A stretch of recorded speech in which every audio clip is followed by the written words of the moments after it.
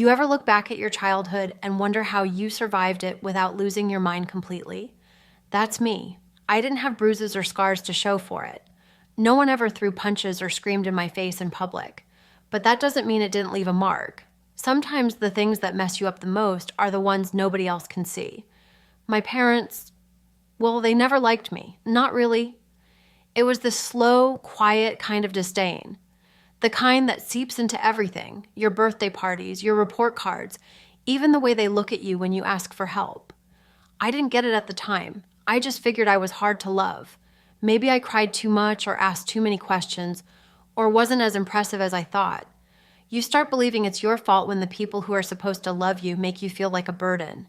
But the weird part, my grandma, my mom's mom, was the complete opposite. She adored me, like spoiled me rotten adored me. Every Christmas, I'd get the biggest box. Every birthday, she'd show up with an entire cake, even if we already had one. She always made time to braid my hair and tell me stories about strong, clever girls who always get the last laugh. I didn't know it then, but she was planting seeds. She knew what she was doing. And of course, my parents hated that too.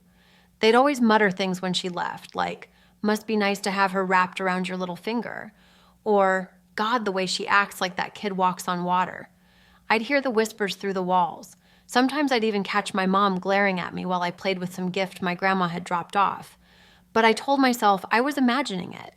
No parent would resent their child just for being loved, right? Wrong.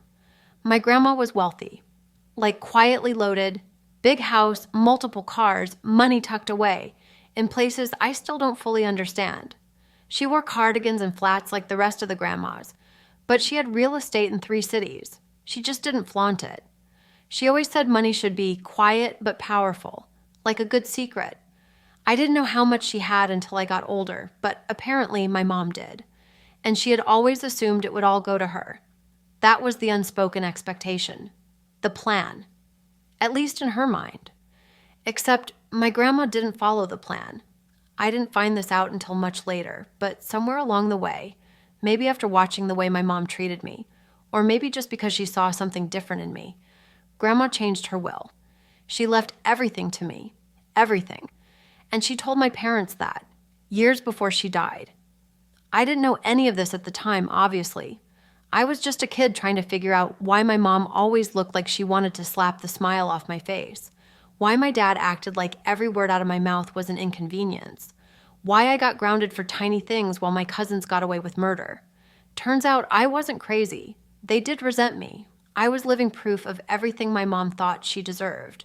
She wanted the life, the money, the freedom. And instead, it was going to me, the daughter she never really wanted in the first place. It got worse as I got older. Every accomplishment of mine was met with this cold indifference. When I got into a good college, they said, "Hope your grandma's footing the bill." When I landed my first internship, they barely even blinked. And when Grandma got sick, the tension in the house was unbearable, like they were already mourning the money more than her. She died quietly, in her sleep. I was the only one with her. She held my hand and said, "It's all yours now. Don't let them make you feel guilty for it." That was the last thing she ever said to me. The will was read a week later, and just like she'd promised, everything came to me. The properties, the investments, the cars, the savings, all of it. My parents? Nothing. Not even a necklace or a sentimental note. I think she did that on purpose, made a point. They didn't take it well. My mom cried, but not the kind of cry that comes from grief. It was rage and disbelief all mixed together, like her whole life just slipped through her fingers. My dad tried to guilt me, said I owed it to them to share, that they sacrificed everything to raise me. Yeah? Funny how they only remembered the word parent, once there was a check attached to it. I walked away, moved out, took the money, took the houses, took the life they thought was supposed to be theirs and made it my own. I used part of it to pay for graduate school, traveled to places I'd only read about, donated to causes Grandma cared about, even started a small business she and I used to dream about over tea. I made something of it, not just because I could, but because I wanted to show her that she was right to believe in me. And my parents, I haven't spoken to them in years. Every so often I get a passive-aggressive message from my mom, some thinly veiled attempt to rekindle things.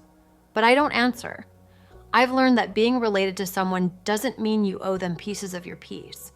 Looking back now, I don't feel angry anymore, just relieved that I know the truth, that I didn't spend my whole life wondering why I wasn't enough. Turns out I wasn't the problem. I was just the reminder of everything they couldn't have. And honestly, that's not my fault.